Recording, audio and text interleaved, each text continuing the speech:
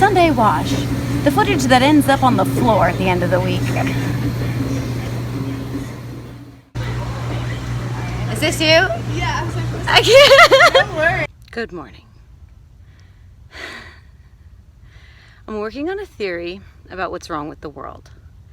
This makes me feel like I'm in for a good 2 weeks with you because you get the internet in a way that I don't. That you after painting them, they become postcards. Perfect. So yeah, I painted I like totally want to mail my friends postcards. one of my trips to India. I did a bunch of these. Yeah, if you want a postcard, leave me a comment and I will mail you a postcard that I paint by hand.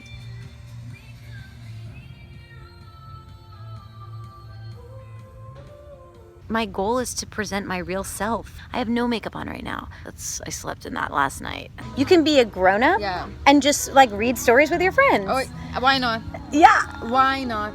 I think part of like something I'm sad about for adults is that like when I hang out with my friends, sometimes we'll just like sit on the floor. Because when this is lost, when still people see it and get to see this, then you're right. We're modeling that way. But there's nothing is forever. Not even nothing. Of course, rocks aren't even forever. The planet is not forever. So it's when there's no be a consciousness to be able to witness even this, which is the way that we'll see it, then that eternity thing. I think there's no such thing as there won't be a consciousness to witness this. Consciousness is the witnessing of everything.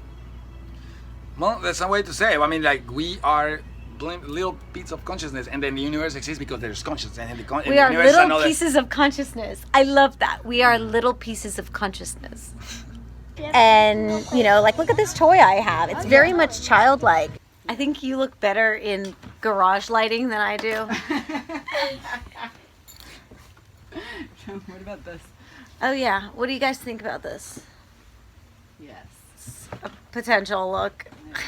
I'm more into the glasses than the hat. Okay, but I think a lot of adults think the only way to like hang out with friends is to go to a bar and drink. That's the only way they know how to socialize. But you can just invite somebody over and be like, have you read any good stories lately? Let's share one. We are reading why Gadhi Nandana became a sage. King Gadhi had a daughter named Satyavati. Satyavati means the truthful, whom he gave in marriage to old Brahmin named Richika. Since his wife was from warrior race, Richika wanted to have a child who would be more interested in religion and religious life. Okay, so he gave her a plate of food which would ensure that the child would be born with those qualities. If only food could do that.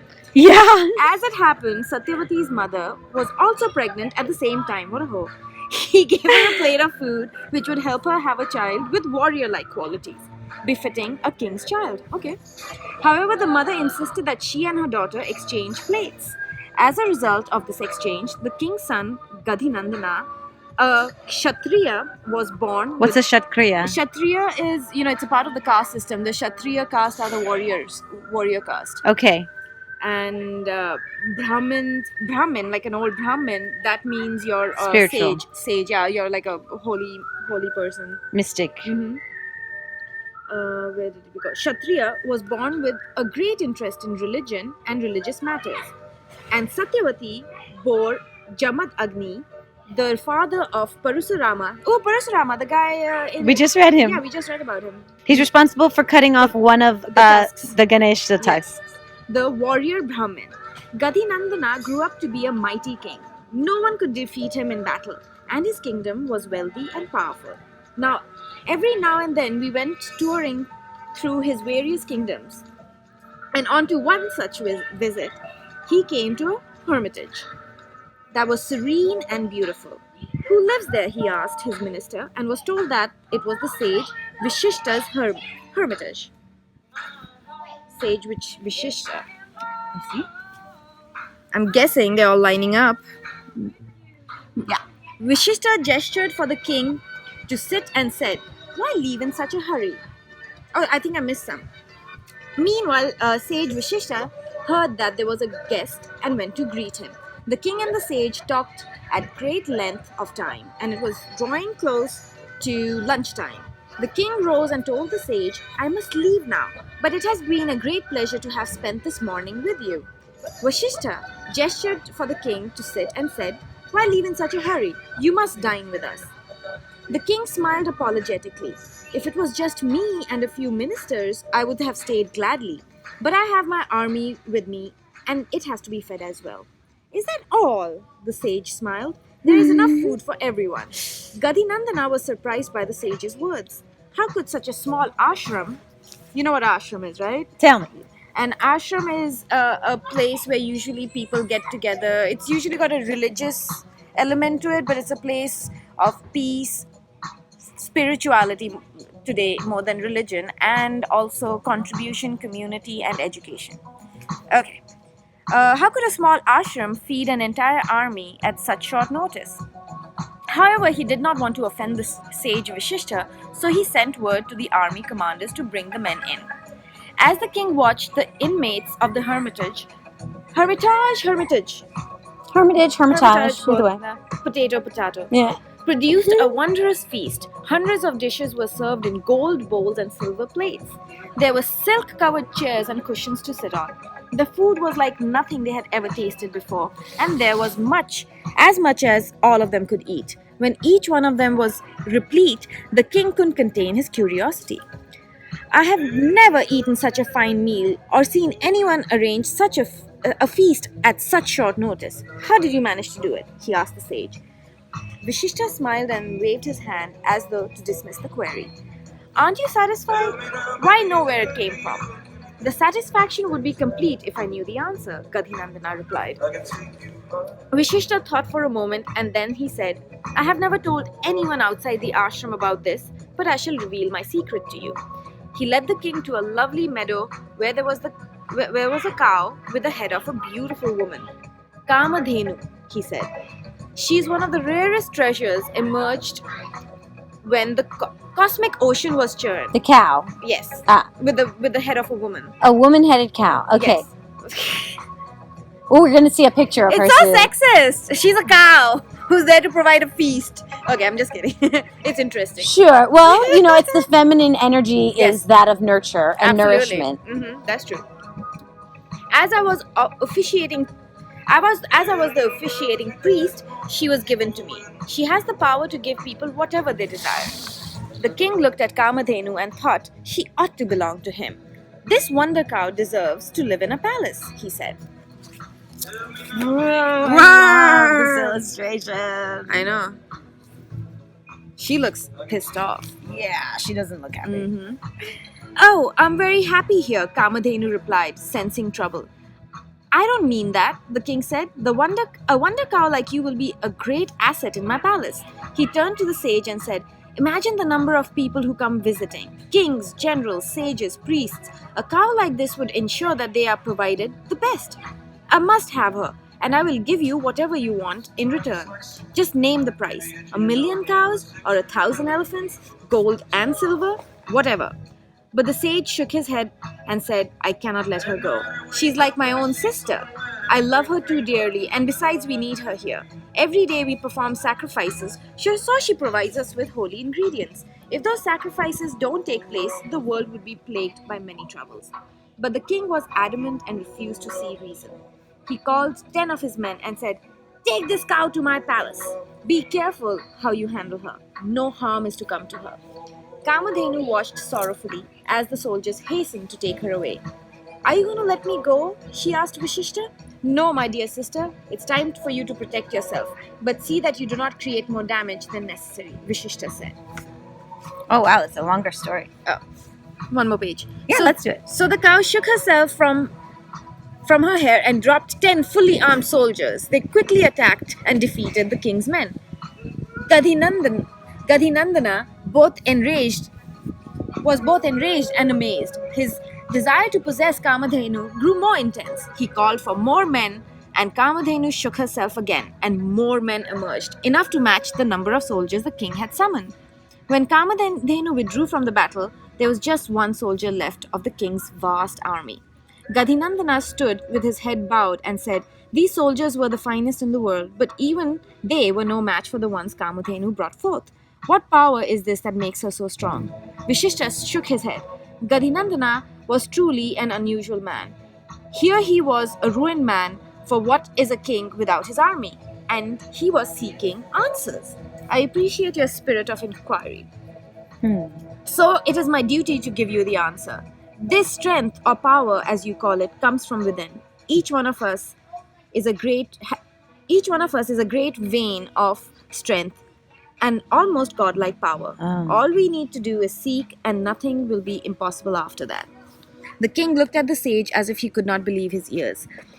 But how does one reach that inner power? By concentrating and seeking that inner strength to the exclusion of everything else, the sage said. Gadhinandana said, I understand. One day I too shall possess the power that you have, and only then will I rest. The king advised the ministers to go back to his kingdom and rule in his place. He gave away his royal clothing and donned the robes of a sage. Now he had a single aim. He would not rest till he was Vashishta's equal.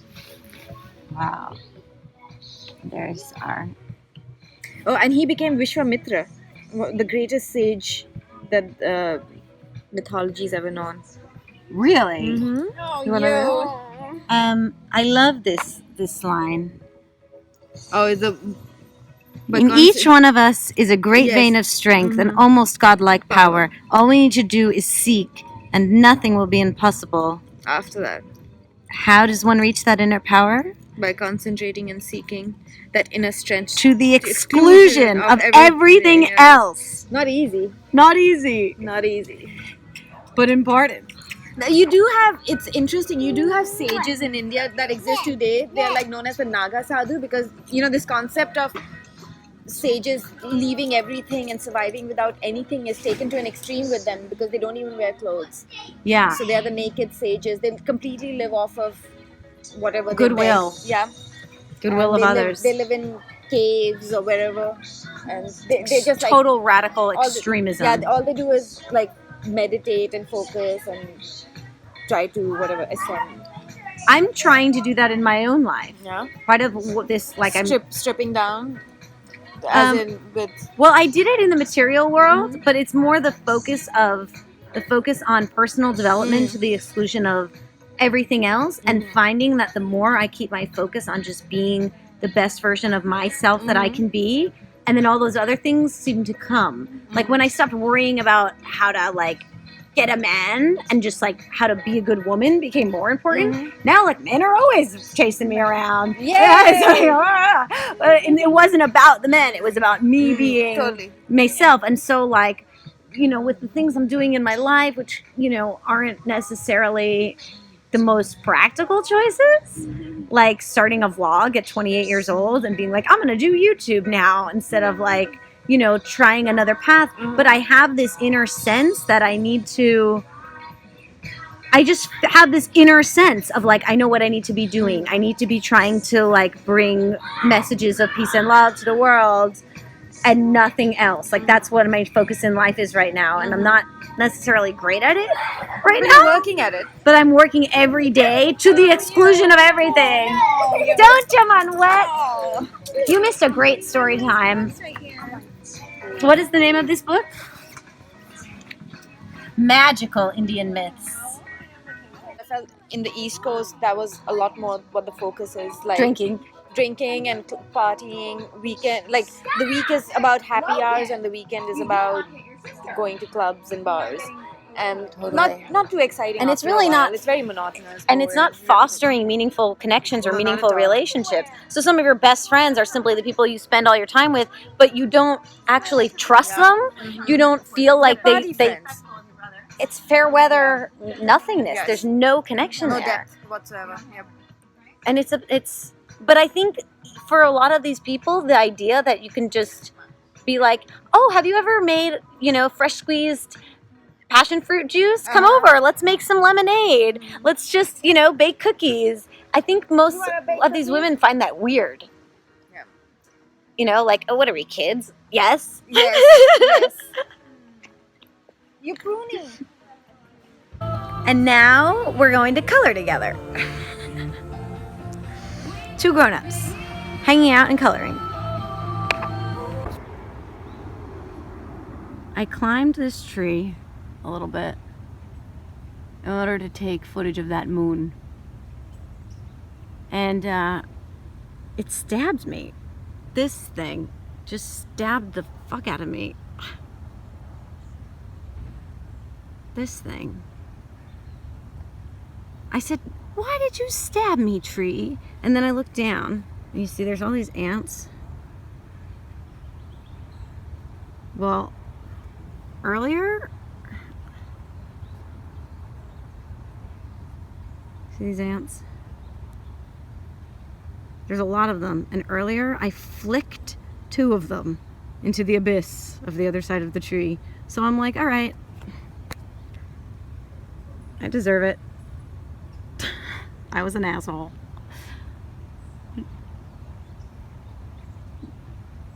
Compare and despair.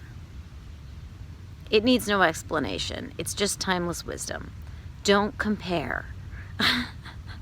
Compare yourself to others, start to feel like crap. It just works that way. You can only compare yourself against your previous self. And my previous self was not pursuing my hopes and dreams. My previous self wasn't even dreaming. Or maybe I was just, daydreaming.